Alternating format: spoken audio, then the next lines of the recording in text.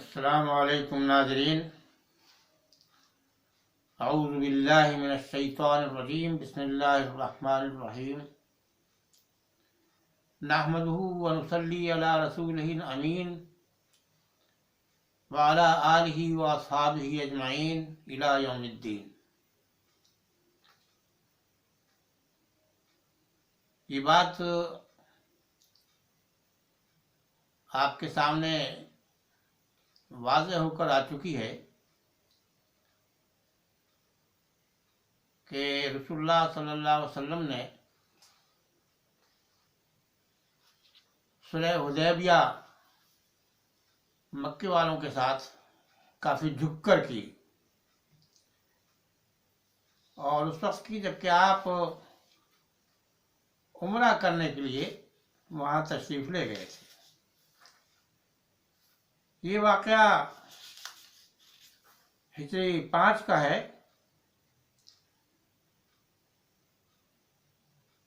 یہ واقعہ ہجری 6 کا ہے، ذی القعدہ کا مہینہ تھا ہجری 6 کا۔ تو کفار نے مکے میں داخل نہیں ہونے دیا مسلمانوں کو، تو آپ کو مجبوراً واپس آنا پڑا، لیکن ایک صلح کے ساتھ، اور یہ صلح حدیبیہ کے نام سے جانی جاتی ہے۔ اس صلح میں کافی دب کر مسلمانوں نے کفار کی شرطیں منظور کی تھیں۔ ان میں ایک شرط یہ بھی تھی کہ اس سال تو آپ لوگ واپس چلے جائیں، البتہ اگلے سال عمرہ کر سکتے ہیں، لیکن اس کی ساتھ بھی شرط یہ لگائی انہوں نے کہ ساتھ میں کوئی ہتھیار نہیں ہوں گے، صرف تلواریں ہوں گی، وہ بھی نیاموں کے اندر ہوں گی، اور ظاہر صلح حدیبیہ کے موقع پر یہ شرط منظور کر لی گئی تھی۔ تو اب ہجری 7 میں رسول اللہ صلی اللہ علیہ وسلم نے پھر عمرے کا نظم کیا۔ عمرہ میں ایک طریقے سے چھوٹا حج اس کو شمار کیا جاتا ہے، اور اس میں طواف کعبۃ اللہ کا طواف کیا جاتا ہے، 7 پھیرے اس کے چاروں طرف گھومے جاتے ہیں، صفا اور مروہ کے درمیان سعی کی جاتی ہے، تیز تیز چلا جاتا ہے، اور کچھ دعائیں پڑھی جاتی ہیں۔ اس کے بعد حلق کیا جاتا ہے، یعنی بال صاف کرائے جاتے ہیں،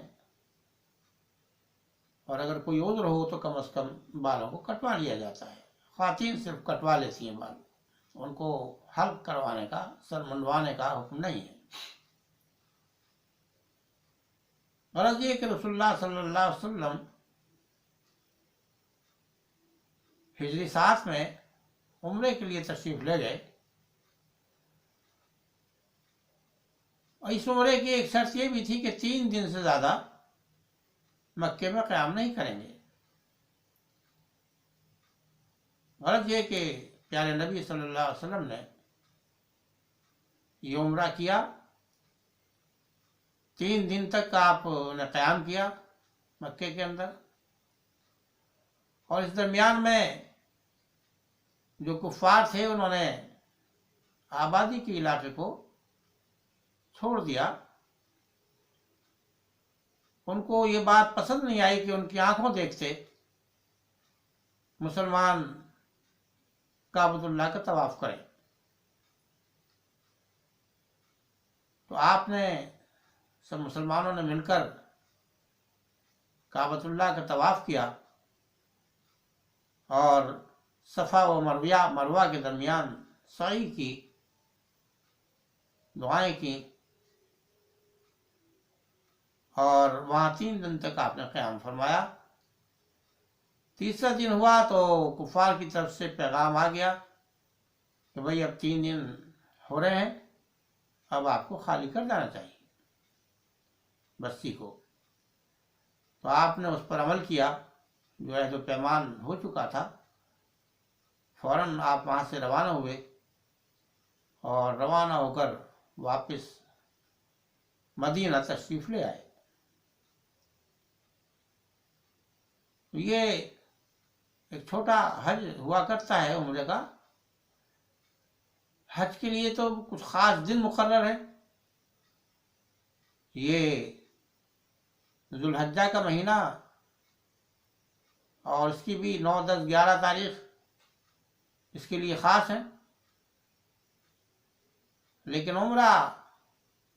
کسی بھی وقت کیا جا سکتا ہے۔ جو لوگ حج نہیں کر سکتے یا جن پر حج فرض نہیں ہوا ہے، وہ عمرہ کرنا چاہتے ہیں تو دوسرے ایام میں عمرہ کر لیتے ہیں، ان کو اس کی اجازت ہوتی ہے۔ ویسے تو حج کی بھی 3 قسمیں ہیں، جن میں صرف حج کی نیت بھی کی جاتی ہے، عمرے کی نیت نہیں کی جاتی۔ دوسری قسم وہ ہے جس میں حج اور عمرہ دونوں کی نیت کی جاتی ہے اور دونوں کا احرام ایک ساتھ باندھ لیا جاتا ہے۔ اور تیسرا حج وہ ہے جس میں عمرے کا احرام الگ سے باندھا جاتا ہے اور حج کا احرام الگ سے باندھا جاتا ہے۔ اور سب سے زیادہ پرسہولت یہی طریقہ ہے، زیادہ تر اسی طرح کا حج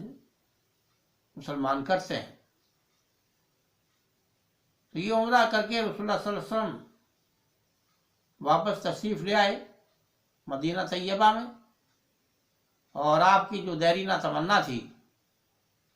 مدت دراز سے آپ کعبۃ اللہ کی زیارت نہیں کر سکے تھے، درمیان میں ایک مرتبہ کوشش کے باوجود آپ کو مکے میں داخل نہیں ہونے دیا گیا، لیکن اب یہ اللہ کے فضل سے تمام مسلمانوں کو،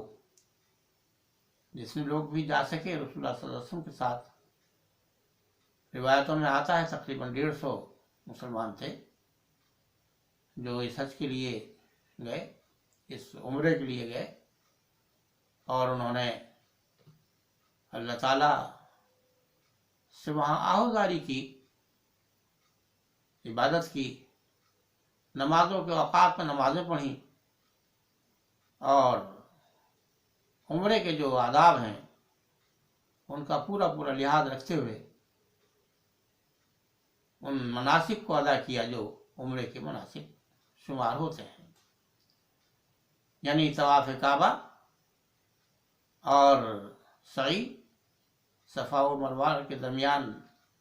تیز چلنا ہے تو سعی کہتے ہیں، اس میں کچھ دعائیں پڑھی جاتی ہیں، وہ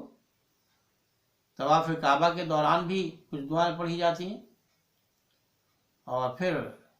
عمرہ کا یہ 2 عمل پورے کرنے کے بعد حلق کیا جاتا ہے،